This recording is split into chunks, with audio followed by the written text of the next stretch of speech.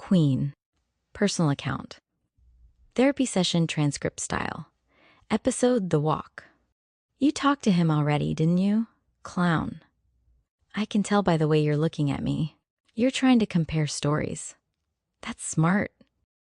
Most people don't realize the same moment can look completely different depending on whose eyes you borrow. So, you want mine? Fine. That morning started with Salt. You probably already heard that part. He woke up looking like a collapsed building with opinions. Hungover, quiet, staring at the television like it personally betrayed him. I gave him Salt. He took it without arguing. That's how I know he respects me.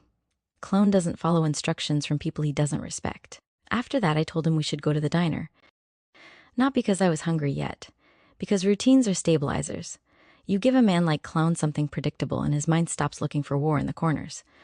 So we walked. The city was still waking up, the kind of morning where the streets are pretending they didn't do anything wrong the night before. He was quiet. Naturally, but quiet doesn't mean empty with him. It means calculations.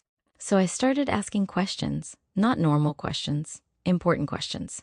I asked if he would buy me a castle. He didn't answer. I asked if he would help me rob a bank. Still nothing. Then I asked if he would fight a shark for me. Not even a blink. You see why I like him? Most men either try to impress you or try to control you. Qlown does neither. He just listens. So I kept going. I asked if he would buy me a helicopter, then a zoo, then a mountain. And finally, I asked if he would buy me a tank. That's when I got excited. You ever get excited explaining a ridiculous idea? Because once I imagined it, the whole thing played out in my head. I told him exactly what I'd do. I'd drive the tank through a fast food drive-thru, just casually. Like it was completely normal.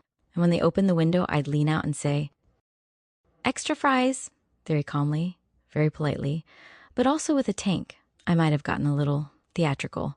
I grabbed his shirt to demonstrate. You know, for realism. That's when the problem happened. Qlown has instincts, very fast ones. When someone grabs him, suddenly his body responds before his brain asks questions.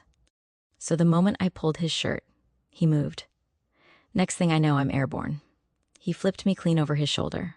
Very efficient technique, actually. You should see it in slow motion. Right before I hit the ground, he leaned down and kissed me. Quick, precise, like punctuation. Then I hit the pavement. Now, did it hurt? Not really. But that wasn't the point. So obviously, I started crying. Loudly, dramatically, absolutely fake. Full performance. People on the sidewalk even looked over. Qlown just stared down at me like he was watching weather. Then he said the most important sentence of the entire morning.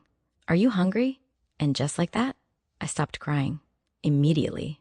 Because yes, I was hungry. That's the part you probably didn't expect to hear. You thought I was unpredictable. But I'm actually very simple. Feed me. Respect me. Don't lie to me. Everything works out. We kept walking after that. He looked slightly annoyed. I looked perfectly cheerful. But there's something you should understand about me. People call it perky. They say I'm bubbly. They say I'm playful. Those words make them comfortable. Comfortable, people stop watching. And when people stop watching, that's when you see the real room. That's when you notice the tension in someone's shoulders, the lies in someone's smile, the danger 2 blocks away that nobody else felt yet. So yes, I laugh. I joke. I imagine tanks at drive-thrus. But the whole time, I'm measuring everything. Every step, every stranger, every shift in the air. You called it earlier, that little phrase in your notes. Jacqueline Hyde. That's not wrong. One half of me plays, the other half survives. And that walk, that silly, ridiculous walk where I was planning armored fast to food crimes, that was the last quiet moment we had, right before the diner, right before the blood, right before everything changed. But that part, you already heard from him. And if you want the truth, he probably described it calmly. Qlown always sounds calm when chaos happens. Me, I'll tell you something honest instead. When I walked into that diner and saw what happened, the first thing I thought wasn't fear. It wasn't panic. It wasn't even anger. It was this, someone just made the biggest mistake of their life. Session over, doctor. Unless you'd also like to hear my tank strategy, because I've actually improved the fries negotiation plan since then.